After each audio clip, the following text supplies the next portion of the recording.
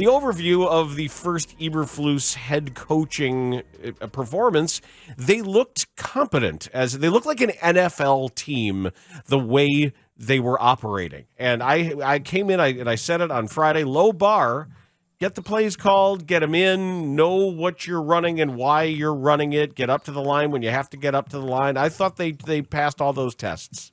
Not just a Bears Monday, Dan, a Victory Monday. Victory right? Monday. Where's our chicken? We got a 19-14 W out of it, but I think you're right. I think there was some smoothness to the overall operation. There was a lack of silly penalties, a lack of pre-snap penalties, a lack of coaching malfunctions. And I said yesterday that one of the minor moments that still has some significance was Matt Eberflus winning his first preseason challenge, right? Because it's just an indicator that the process worked the way the process is supposed to work. You get quick, clear communication from up above. You throw the flag. You get a reception overturned by the Chiefs. You turn a 3rd and 1 into a 3rd and 10. And then from there, you intercept the ball in the next play and turn that takeaway into a short field touchdown drive. And that's what quality football teams do in order to help themselves assure success. And so there was a lot of that Saturday that I think you can be encouraged about. And I think just listening to Matt over the last few months and the volume of preparation he's put in to making sure he understands the head coaching role, right? The lead overseer of every single part of this football team. Test 1, he obviously passed, and there's a lot more tests with a lot more significance ahead of us. What were the reasons that he gave that he didn't want to be one of these multitasking head coaches where he's calling defense and he's just living in the space where he's the CEO of the team instead of a defensive guru who happens to be head coach? I think it's just a philosophy, and I think it's an understanding that you have to be that chief overseer of everything, that you're accountable for every single thing. And so you give your assistant coaches and your coordinators a lot of freedom and a lot of ability to do what they want to do, but you're closely watching all of it, and you're making sure that you're dialed into it, because that's what he believes is the formula to making sure your football team is crisp in every single area on game days, right? And the other part of this, Lawrence, Matt talked about it last week, that in this league, coaches can be obsessed with scheme, right? And you can be searching all week, all month, all year long to find that one little advantage that helps you win a football game. And sometimes it's just a few effort plays that turn the tide for you. And so that's where this whole focus and concentration on effort is meaningful to Matt Eberflus. And he really believes that you can steal a couple big plays per game just with effort alone. And so then you don't have to freak out about scheme in every single situation. So there's a lot there. I enjoyed watching Justin Fields look like he was in command of what it is, at least what they wanted to do pre-snap, and we saw him make some moves to deal with the blitz that was coming from the defenses as well. What's his relationship like with Luke Getsy? From what you know, the reporting that you've done on it, how do they get along, and what's been the goal of Getsy to make him more comfortable? Listen, a couple weeks ago, Justin said that Luke Getsy is the best quarterbacks coach he's ever been around. Now, listen, that takes him back through stops at Ohio State and Georgia, and then obviously his high school days. So there's not a huge voluminous sample size there, but it tells you that there is a connection there that's meaningful, and that there's a bond between the two right now in the early stages before they've played any meaningful games and there's been any meaningful criticism or struggle or failure, that they at least are on the same page with one another and understand what is, demanded in each sequence of each game. And so look, I wrote in my margin on Saturday that in terms of command and ownership, there were examples of that from Justin on Saturday. And that's very good to see. Now we've got to see scoring drives, right? Now we've got to see those impressive completions, one to Mooney, one to Tajay Sharp, extend drives to the point where you can then go get points out of them. Again, this is going to be a baby stepping process for Justin Fields, a baby stepping process for this offense. But I think from a relationship standpoint, back to your original question, I think there's a lot to feel good about it, and just in terms of what those guys are communicating with one another and what they're asking of one another. Trenton Gill, the punter. I know people don't want to get hung up on it, but you're going to see a lot of him this year. We are going to see a lot of him this year. He's going to matter more than we want him to. But early returns, that's a big leg, and that thing lands pretty softly. Yeah, here we are in August. We've got the rookie punter draft pick and had a nice day. I think I tweeted sometime late in the first half that he was going to need an ice bath because the Bears were sending him out there after every single series, right? And so they've got to find a way to get old Trenton a little break here and there so he doesn't wear that leg out. But overall, the returns on him are not just the punting. I think they're giving him a long look to be their kickoff guy.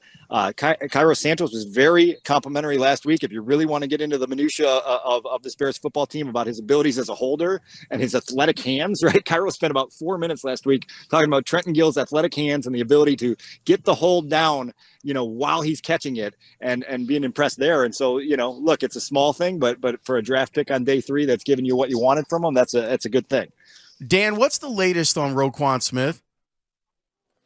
The latest is that we're still waiting for the latest, Lawrence, that I think that Roquan's power play last week may not have propelled the desired results for him as quickly as he wanted them to be. I mentioned this over the weekend and talking to some people obviously connected with the situation and then looking at it from afar. And I think Roquan might have miscalculated the play to sort of drum up emotion, right? Like you put that statement out for a couple reasons. You're trying to exercise leverage against your employer, but you're also trying to rally support for yourself, right? And I think maybe Roquan thought that the entirety of the Bears fan base would come rushing to his defense and say, you got to get him signed. And I don't know if you guys agree with this, but it feels like it's been mixed in that regard, that some people are like, pay him, definitely pay him. And other people are like, I don't know. I don't know if he's meaningful enough to give him whatever he wants. The other part of this is Roquan's not in a locker room where he's playing with 50 guys who have his back no matter what. A lot of these guys have never played a game with Roquan Smith. And so they kind of look at the situation from afar and they say, that's his business. He'll deal with that as it is. But if he's not here, he's not here. And if he is, he is. And great either way, right? And so I don't know that Roquan got the desired momentum out of that statement that he wanted. Ultimately, now the Bears have to determine how much they want to push back and punch back and discipline him for not practicing and discipline him for not playing in games. And obviously, you guys know that the real deadline to that is the regular season for Roquan, when the game checks start being distributed. And obviously, you want to be a recipient of one of those if you're under contract with the Chicago Bears. Overall, I haven't thought that him having an agent was a big deal. Not having an agent was a big deal. But now I think that it is a bigger deal when you start to hear reports that maybe there are people that are saying that they're representing Roquan and they're trying to foster a deal for him. How ugly could all of this get? Yeah, I mean, significantly ugly, right? And as a first-time general manager, you have to kind of draw your line and then be firm with that. But you can't be so firm that you fully alienate a guy that you still believe is a 25-year-old potential building block of your football team. And so there's a dance that has to be done here and a waltz that has to be done that is pretty delicate at times. And so, look, I know there's frustration inside this building that they haven't had a professional certified representative for Roquan Smith to deal with and be able to further some discussions here in ways that are very football specific, right? That take away some of the confusion and other things that may exist if you're dealing with someone that's just an advisor or someone that has never really dealt with negotiating an NFL contract for a guy that's, in the upper tier of NFL players. And so that has been a headache, I think, for Ryan Poles. He's trying to do his best with it. Ultimately, they've got to find middle ground here. And if they can't find middle ground here, it's a complicated situation, because I don't think that there is a long line of people outside of the gates at Football Drive knocking down the door to there's your air horn, Dan. Oh. but knocking down the door to say we have to have Roquan Smith and we have to have him for a big price. You need to find somebody that's willing to pay a lot of money and then significant draft capital to get him. And I don't think that list is very long. Reading reports on Teven Jenkins working in at right guard with the 2s and the 3s. Not really impressed by what we saw from Schofield. I know that was a real rusher that got by him on a critical third down. But it does appear that when another team that says the 5 best that they've got are going to be in that starting unit. Do you think it's possible, if I'm really trying to do the math here, it looks like Braxton Jones is your left tackle. I think Riley Reif is going to be the right tackle. Why not try Borum at right guard? It'll be a question for Luke Getsy after practice today. He'll be the first guy we get to talk to. And then tomorrow we'll get to talk to the assistant coaches on the offensive side of the football so we can get some more answers into how they see Larry. I think they see his comfort level as a tackle. And just for some clarity, a lot of the work this morning that Teven Jenkins has been doing has been with the 2s. So it's not like they have made a decision that Schofield is a swinging gate and they're looking for a replacement for him right now. They're just trying to find a place that Teven can fit. And to this point, they haven't found that. The returns on him from Saturday's game weren't all that bright either. And so he faces here now a critical 2-week period to show someone, whether it's in this building or elsewhere in the league, that he belongs. And Teven's got a lot to answer there. We'll seek for some more answers on the Borum question and how some of the moving pieces can be spread around for this line as they go forward. But it does seem like they're at least kind of solidifying the group that they want to go to the starting gate with in week 1. Who popped when you were watching Saturday? Well, listen, like obviously, I think the first guy you talk about right out of the gates is Jaquan Brisker, right? And you see a play style that is fearless and aggressive, and it's the reason that this team was so confident in making him a day 2 draft pick, and he knows no other way, right? I think that's what Saturday proved to us is Jaquan knows no other way. Yes, it's a preseason game, and he's got to preserve himself, but that kid is wired in a way to run to the football and run hard to the football and try to take it away and try to take someone down if he can't take it away, and so that was impressive. I also say that Treston Ebner, right, not only the touchdown catch, but he starts the game with a pretty impressive kickoff return. He shows you what he can do as a runner with that cut, that jump cut that he had on that series in the first half. And Ebner's a guy that's flashed a lot where you say, boy, Luke Getsy's got to figure out a way to mix him in periodically because he's got playmaking skills. And as Matt Eberflus said after the game, when the lights come on, it seems to shine a little brighter. That's another guy I'd mentioned. And then Dom Robinson, his sack on Saturday was a gimme. They didn't block him. He went in and he smothered a backup Chiefs quarterback. But all throughout camp, that kid has made strides, and he continues to make strides. And I just think that they've got something there to work with, and they have to be very excited about the early returns from him. We're talking with Dan Wiederer of the Chicago Tribune and The Score. Get used to hearing his voice. A little more air horn. I got it. I heard it in the background there. We're getting whistle and air horn today. I know. This is the perfect spot where Dan should do his hits from all the time. Yep, because that sound, baby, that's how it's supposed to be. The couple of possibilities that still are in my mind have to do with punt return, and the Daz Newsome experience was not great. Oops. That is not how you want to start here. So if it's going to be Velus Jones, let's get him out there. And I guess he's back at practice today. And I don't know what you've been able to watch, but that takes work. Fielding punts is not easy. And whoever it's going to be, I don't want to get to the regular season and still have that in question. Figure out who your number one is and get him on a jugs gun, get him off to the side, and get him doing it in whatever live fire you can. No question about it. And there's a camp out there, Dan, that's like, oh, Velus Jones' injury is not that big of a deal. You just want him healthy for the regular season. But I'm with you.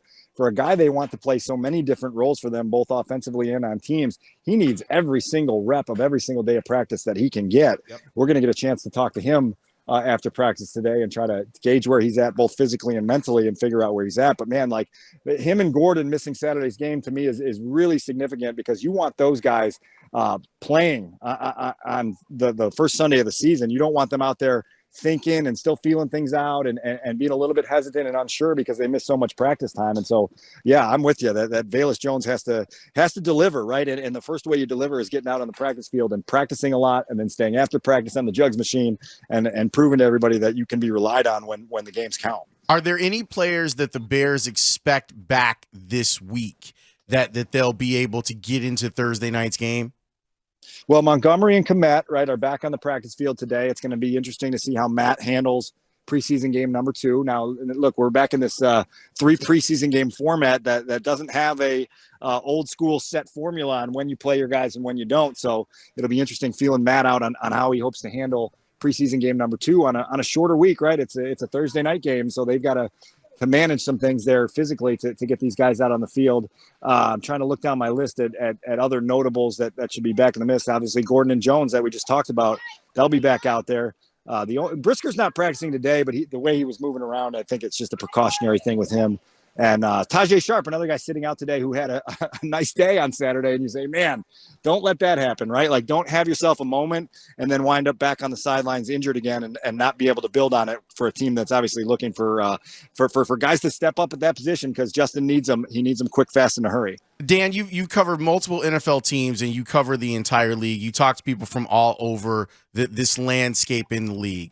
How bad is the perception of Soldier Field as a playing surface? Well, Lawrence, it's so bad that it doesn't even surprise people anymore, right? And that should be the most embarrassing thing for the Chicago Bears and everything that they're about, is that people just go, yeah, it's just what we expect, right? You've got Andy Reid after the game saying, it was better than my high school field, but not by much, right? Like not a real good endorsement of the field you're playing on. You've got agents coming out. You've got guys in charge of the Players Association knocking you for not putting out a safe environment. And it's ridiculous because there's so many different things that go into this, and you've never really gotten this super clear answer on why they weren't willing to go to field turf once upon a time. And it's my understanding that there was resistance from within the Bears organization that they felt the injury numbers didn't quite add up the way they wanted to. Well, the injury numbers, are dependent on you having good grass, right? Like, and so if you don't have thank good grass, you for saying that they were comparing right, well-maintained grass to field turf, not Soldier Field's grass to field turf. Dan, Very few people make that distinction. I think they were also comparing well-maintained grass to like the AstroTurf that Walter Payton played on, right? And so it's like you know what I mean? Like so now you're 2 levels removed from the actual comp, and it's just, I mean, it's awful that you've got your starting quarterback saying, yeah, I make sure that I wear long cleats because I know this field is kind of a joke, and so I try to use it to my advantage, and put the defense at a disadvantage because our field is so bad, and we know how bad it is that it may take others by surprise. It's just terrible. Is this something that could actually fall under the purview of Ryan Poles, where now that he's seen it, now that he's seeing it up close, and they have to navigate around some more concerts, and this will be a thing for the first year of his tenure? Can he actually say, hey, why don't we move to a hybrid surface for Soldier Field? I mean, if you're an NFL general manager, you want to have a certain level of ownership on everything, right? Like now you've got to communicate to your bosses. And the last guy who had the job got a lot of freedom from his bosses to do what he wanted in certain ways. There's a huge wing now on the back of Hallis Hall that is impressive, right? And it was Ryan Pace's vision, and he asked for it and he got it. And so you would hope that at some point Ryan Poles would have those discussions and allow his assessment to get through to the channels that matter. And then it's a matter of how do you address it? And do you have to wait until 2027 when you're in a new, beautiful building in Arlington Heights?